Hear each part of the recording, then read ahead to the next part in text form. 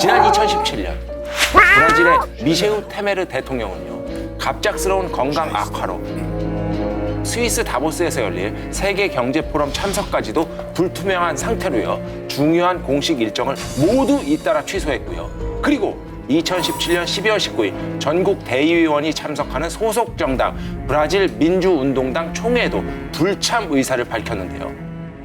갑자기 말도 없이 행사장에 등장한 테메르 대통령. 그리고 그는 연설을 하기 위해 연단에 올랐습니다. 그런데 그때 불쑥 나타난 정체불명의 한 남성. 뭐야? 누가? 뭐야?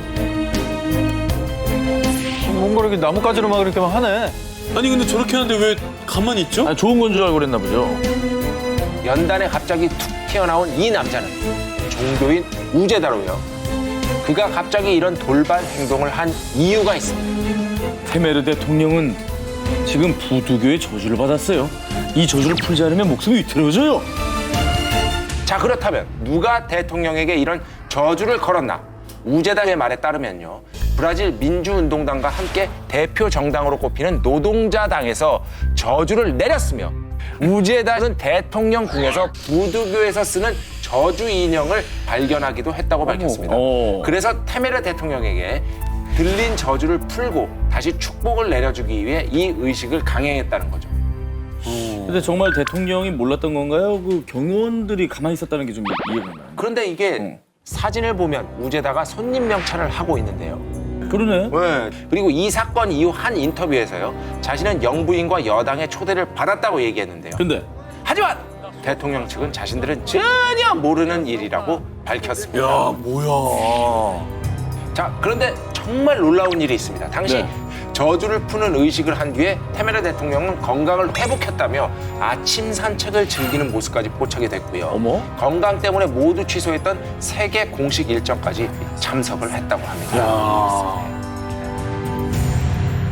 지난 2014년부터 2016년까지 서아프리카 나라들을 포함해 미국, 스페인, 영국 등에 퍼진 감염자의 수는 무려 약 2만 8천 명. 게다가 사망자 수는 약 1만 1천 명. 그야말로 전 세계를 죽음의 공포로 떨게 한 그것은 바로 에볼라 바이러스입니다. 난리 났었죠, 저거. 아니, 당시 그 상황이 좀 기억이 나요. 정말 자고 일어나면 감염자 수, 사망자 수가 그냥 부지기수로 막 늘어나던. 네. 그때 뉴스도 한참 뜨거웠잖아요. 예, 맞아요. 에볼라 바이러스가 공포스러웠던 이유, 감염되면 치사율이 최고 90%.